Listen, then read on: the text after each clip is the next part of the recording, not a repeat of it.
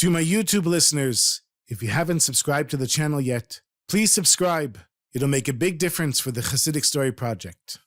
This is the Chassidic Story Project with Barak Hullman, podcasting from Jerusalem, Israel. This podcast is sponsored by listeners just like you. To become a supporter of this podcast, please go to HasidicStory.com, HASIDIC story.com. You'll never know, you'll never know, you'll never know, you'll never know. It was a few days before the chief rabbi of Frankfurt was going to pass away, and being a great tzaddik and a great leader, he knew that his end was coming, and he turned to three of the most distinguished leaders of the community, and he said to them, "After I leave this world, you're going to have to find a replacement for me as the chief rabbi. And even though I don't know who that holy Jew is, I was given a certain level of prophecy, and I can tell you that whoever can answer these three questions will be the next chief rabbi of Frankfurt."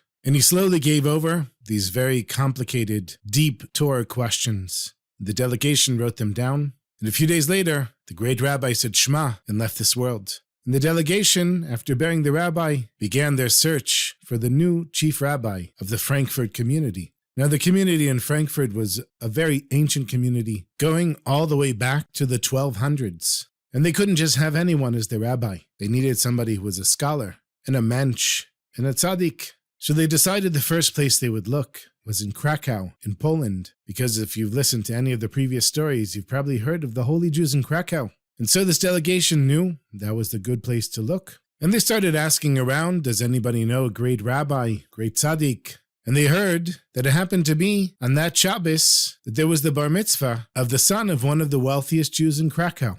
And the entire community was invited. So the members of the delegation from Frankfurt, of course, they were also invited. They figured this might be an opportunity to meet a great rabbi. In the middle of the bar mitzvah, the boy finishes reading the Torah, of course, and he gets up to deliver a speech as is the custom, and everyone quiets down. And even though he was only 13 years old, he was clearly a very intelligent boy, and he gave over a very deep, revealing, very deep speech which showed that he had a great deal of Torah knowledge. It was actually the most impressive bar mitzvah speech anyone had ever heard. And then the boy said, in my preparation for this speech, my melamed, my teacher, gave me three difficult questions to answer. And then he listed them one by one and gave the answer for each one. Now these were the exact three questions that the late chief rabbi of Frankfurt had told the delegation before he left this world. And so of course everyone in the audience was very impressed that the bar mitzvah boy could ask and answer these questions. But more shocked than anyone was the delegation, who could hardly believe their ears. Now they knew that of course the boy was not going to be the future chief rabbi of Frankfurt. They figured it had to be his melamed. They had to find his teacher. And so they started asking around, and it didn't take long to find the boy's melamed, whose name was Rabbi Yosef Shmuel, the melamed, the teacher. Of course this was already after Shabbos, and when they found Rabbi Yosef Shmuel, he was sitting in the Beit Midrash, surrounded by a group of young boys. And he was dressed very simply and poorly, and they looked at him, and they thought, is this our man? We're not sure. He certainly doesn't look like a distinguished scholar. And they went over to him right in the middle of his teaching. And they said, Rabbi Yosef Shmuel, we'd like to have a word with you about an urgent matter. But he looked up at them, and he said, excuse me, gentlemen, but right now I am teaching these boys. And since I'm an employee, and I'm getting paid to teach them, it's not responsible to stop teaching them right now to speak with you. So when I finish teaching them, you are welcome to have a conversation with me. And then Reb Yosef Shmuel went back to teaching the boys. Now someone else might have found this disrespectful, but for the delegation, this only made them more impressed. Here was a person of ethics, clearly feared Hashem, and was very loyal to his job. And so they patiently waited for the end of the day to speak with Reb Yosef Shmuel. He finished teaching, and the delegation was waiting for him in the Beit Midrash. And Reb Yosef Shmuel says, how may I help you, gentlemen? They said, Rabbi, you may not have heard, but the rabbi of our community, the great rabbi of the Frankfurt Jewish community, passed away recently. And before he died, he told us that only someone who could answer these three questions would be the next chief rabbi of Frankfurt. And to our shock and surprise, the bar mitzvah boy asked and answered the questions. Now, we didn't assume that the bar mitzvah boy would know these questions himself. We figured he must have learned it from his melamed, which is you. So we came here to appoint you as the chief rabbi of Frankfurt. Mazel tov, Rabbi. You're going to be a very wealthy man. We're a very wealthy community. We have a beautiful big home for you to live in. You'll be given all the honor and respect that a great rabbi deserves. Everything you need will be provided for you and your family. You won't lack for anything. No more being a melamed for little kids anymore. You're going to be a great rabbi of a great community. And Yosef Shmuel, he listened to these men, and he looked at them, and he said, Gentlemen, thank you very much for coming here. I really appreciate it, and I understand that your rabbi gave you guidance, but I am not your man. You see, I'm not looking to be a great rabbi, and I'm not looking for money, clothes, and a big house. I already have a job. I'm a melamed. I teach these little boys here, and that's what I do. And I'm quite happy with my job, and I'm not looking for another one. So thank you very much for coming, but I'm not interested. The delegation was shocked. They said, Rabbi, you don't understand. We're from Frankfurt. This is a distinguished Jewish community with a great deal of money and influence. And Yosef Shmuel said, I understand, and I hope you find the right rabbi for your community. It's just not me. But the delegation didn't give up. They stayed in Krakow for a few more days, and every day at the end of teaching, they were standing there in the Beit Midrash, waiting for Yosef Shmuel. Each time they brought money, they brought gifts. They did everything they could to try to convince him to become their rabbi.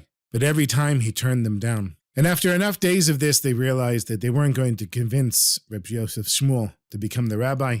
And feeling dejected and a bit depressed, they decided they had to leave and find somebody else. They got in their carriage and they started leaving. And just about an hour outside of Krakow, the carriage broke.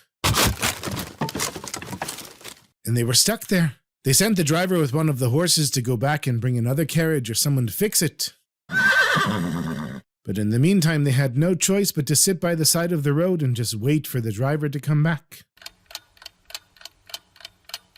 And after a few hours of sitting there, trying to figure out what they were going to do, how they were going to find their new rabbi, all of a sudden a messenger comes on horseback, and he speaks to them in Yiddish, and he says, I'm here from Rabbi Yosef Shmuel on a special mission. They said, what do you mean? We're done with Yosef Shmuel. He doesn't want the job. And the messenger said, you don't understand. The melamed became very sick, and it seemed like overnight he only had a few days left to live. The doctor told him he might even die that night. Chas v'shalom. And when Rabbi Yosef Shmuel heard this, he cried out to Hashem, and he said, Ribono shel olam, Master of the universe, if you really want me to be the chief rabbi of Frankfurt, I'll do it. Just heal me, please, Hashem, please heal me. And as soon as he said those words, all of a sudden he started feeling better. The doctor was brought in and the doctor said, it seems like the illness has passed. But since Rabbi Yosef Shmuel was still very weak from being sick, he sent me to tell you that he's willing to take the job.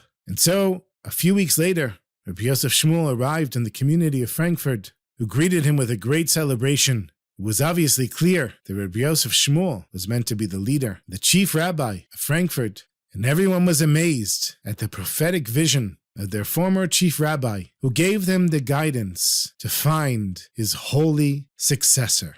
Shomer, Shomer Yisrael, Shemo Sherit Yisrael, Yan Yovan, Yan Yovan Yisrael, Yan Yovan, Yan Yovan Yisrael, Yan Yovan, Yan Yovan, Yan Yovan, Yan Yovan, Shomer, Shomer Yisrael, La la la, ya la la, ya la la,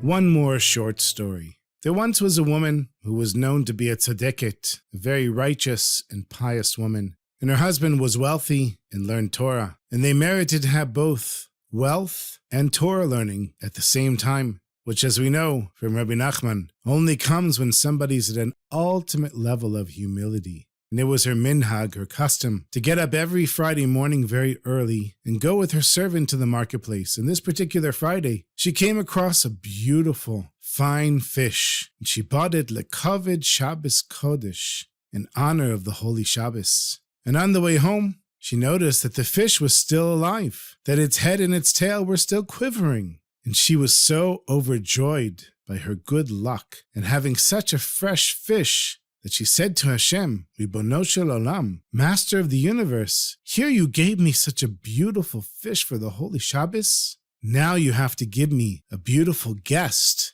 who can share this fish with me and my family. And later that day, a carriage stops in front of her door, and a very regal person comes out. Nobody knew who he was, but he was shining, and it was clearly a great tzaddik. And the whole household came out to meet him and invited him in to honor the Shabbos with them. And the holy visitor, his name was Rabbi Yitzchak, spent the entire Shabbos at the house of this righteous woman. And after the third meal on Saturday afternoon, Rabbi Yitzchak went to lie down to take a short nap.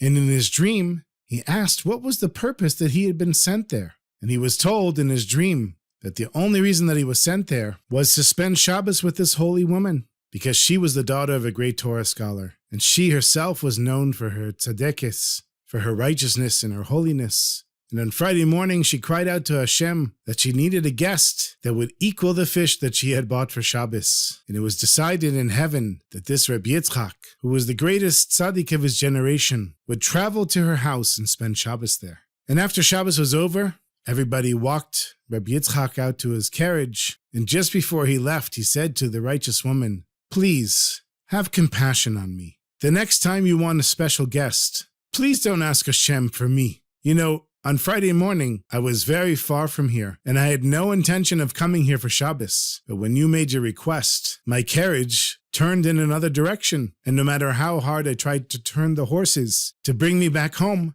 they kept going here. And I only got here a few minutes before Shabbos. So please, next time, ask Hashem for guests. But please don't ask for me to come here again for Shabbos. It was a pleasure to spend Shabbos with you. But next time, ask Hashem to send you the poorest of the poor guests. They're much more righteous than me. Nina.